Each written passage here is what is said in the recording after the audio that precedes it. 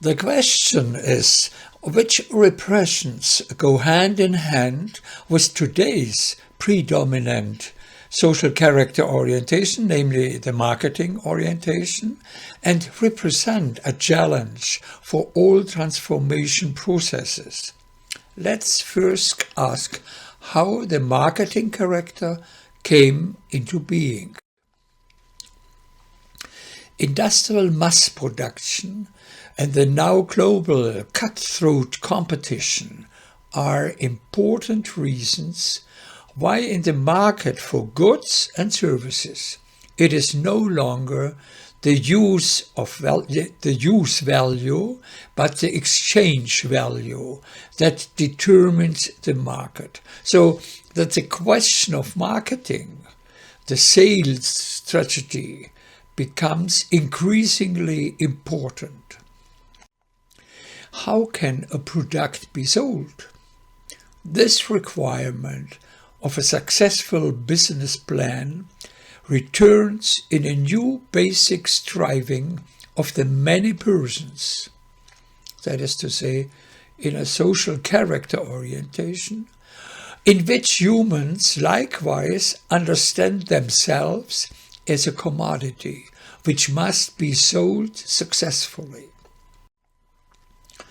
In Fromm's words, the character orientation, which is rooted in the experience of oneself as a commodity and of one's value as exchange value, I call the marketing orientation. The following features are typical of the marketing character: to be able to sell one's products and to sell oneself successfully and profitably. One has to be able to adapt and to be flexible, like a chameleon. The decisive factor is performance. How one appears, communicates, advertises, and presents oneself. It is not who one actually is as a person, but which characteristics one acquires that determines whether one is successful and among the winners. Only what is positive, what is friendly, appreciative, leads to success, which is why only this, reliable and authentically, is to be presented and to communicated, while everything else, particularly every negative and peculiar, is to be repressed if possible. The requirement of successful marketing also determines the psychodynamics. The marketing-oriented person acquires marketable personality attributes, competences, forms of communication, independently of his actual being, and, if possible, represses all cognitive, emotional, and imaginative own powers which do not promise success because they are critical, difficult, or negative. This leads to an increasing loss of one's sense of one's personal effectiveness, derived from mental strength, and to the attempt to compensate for this with increased efficiency and increased training of acquired powers, what we call self-optimization. Unconsciously, the marketing-oriented person becomes increasingly alienated from himself. He feels an inner emptiness and listlessness, a sort of boredom, which he tries to compensate for not only with self-optimization, but also with consumerism, that what goes in him and her. let us ask more precisely which strivings and values are socially demanded and promoted, and which are to be repressed where possible, in order to identify in this way the objectives for transformation.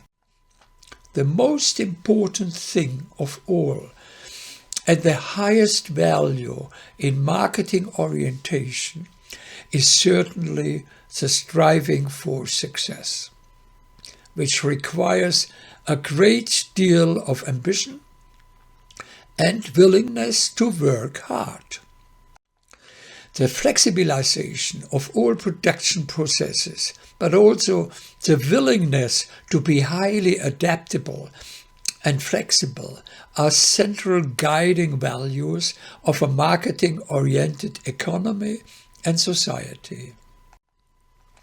Even though everything revolves around how you present yourself and not who you are, success can only be ensured through hard work, which all too often leads to self-exploitation and also to burnout. A competitive society knows only winners and losers. Winning is a motivational drive in every economic and sporting activity, but also in gaming and quiz shows.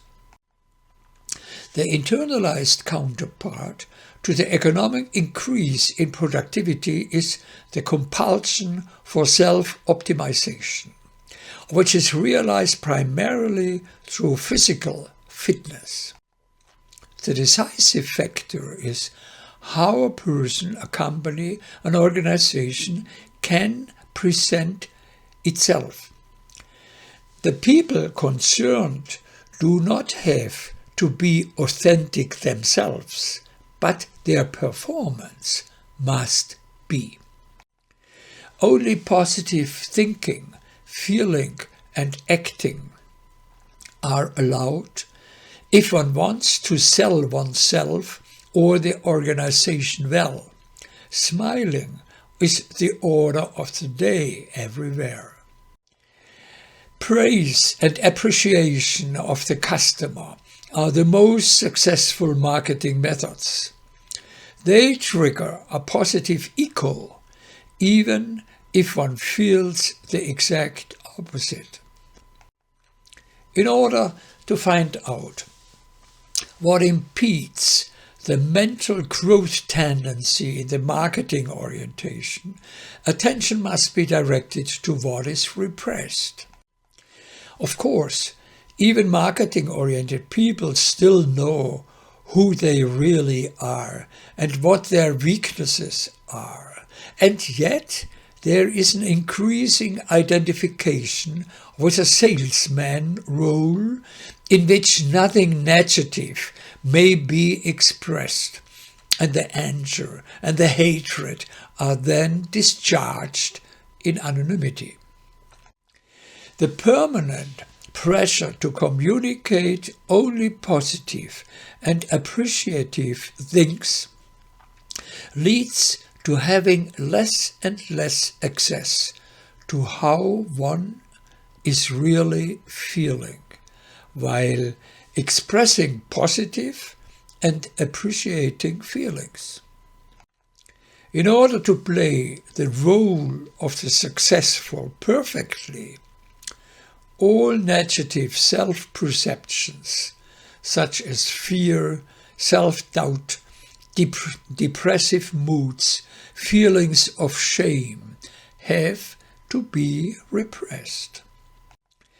Not only negative feelings about oneself are taboo, all critical and negative feelings about others must be blocked out also, so that a kind of rose-colored illusory world is created with each other that has less and less to do with reality.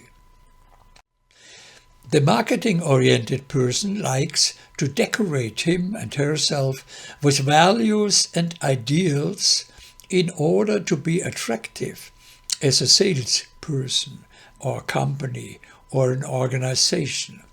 Their own convictions and the values and ideals they actually live no longer play a role, because they would only lead to conflicts. The consequences of repressions in marketing orientations are obvious.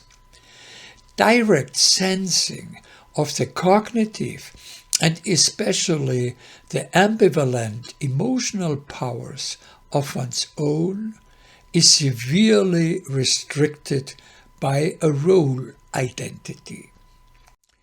Real changes are possible only if, above all, the contact to the negative feelings about oneself and to critical feelings toward others is enabled and practiced again, and if human beings, not roles, communicate with each other.